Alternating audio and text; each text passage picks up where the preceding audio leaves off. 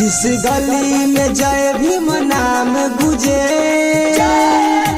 जिस गली में जय भीम नाम गुजे, उस गली से पावन कुछ भी नहीं। जिस गली में जय भीम नाम गुजे, उस गली से पावन कुछ भी नहीं। जय भीम, जय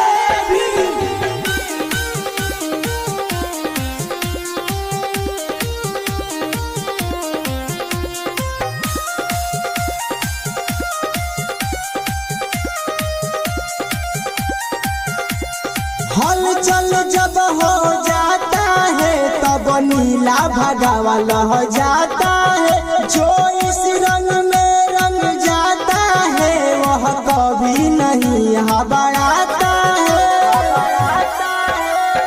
हलचल जब हो जाता है तब नीला भगावा लह जाता है।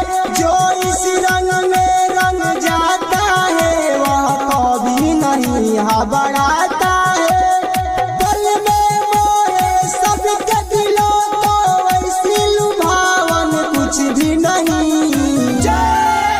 जिस गली में जय भीम नाम गुजे, जिस गली में जय भीम नाम गुजे, उस गली से पावन कुछ भी नहीं। जिस गली में जय भीम नाम गुजे, उस गली से पावन कुछ भी नहीं। जय भीम, जय